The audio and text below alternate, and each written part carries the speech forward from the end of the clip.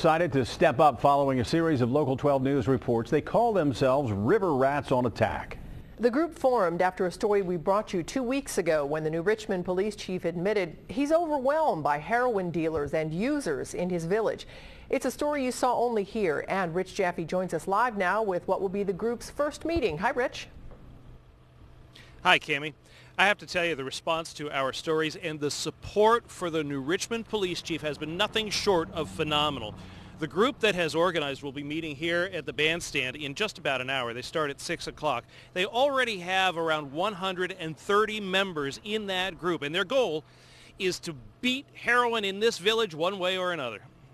Ollie Darnell opened her dog grooming business on New Richmond's Sycamore Street about a year ago. One of her first tasks was to get rid of the junkies around her building.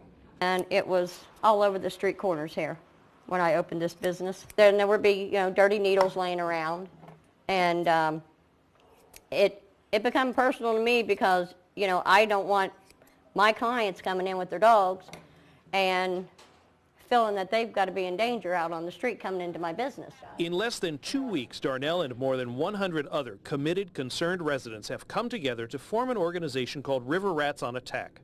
They organized after Police Chief Randy Harvey admitted to us that his department and the justice system are simply overwhelmed with heroin cases, to the point that he didn't know what to do. Now his community is striving to come up with answers. We're going to make it so uncomfortable for the drug dealers to be in here that they're going to not want to be here.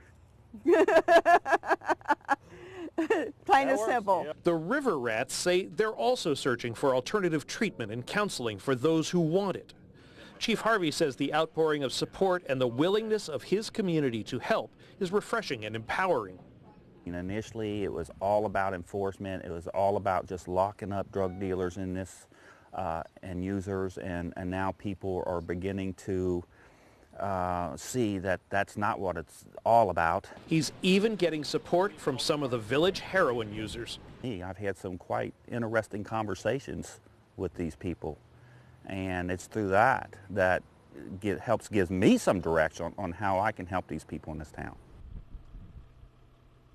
Now, the members of the River Rats organization are keeping their membership specific to people who live in the village of New Richmond or have businesses here, but they're certainly willing to accept help and input from anyone inside the community, outside the community, and I think it's really important to point out that what is going on here with heroin is not specific to this village at all. Heroin, as we know, is pervasive throughout our community. It's just that right here, there's been a really extraordinary response, and they are truly getting together to try and do something about it and take this place back.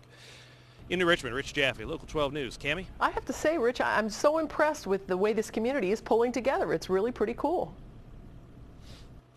Everybody that I have talked to who has plugged into this, and especially the police chief, they're just floored by the way this has all come together. And I think a lot of it has to do with the honesty of the folks involved. People are not ignoring this. They're not hoping somebody else is going to fix it.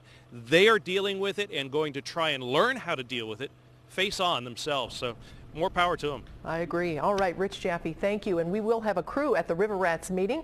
We'll tell you about their plans coming up tonight at 11 on Local 12 News.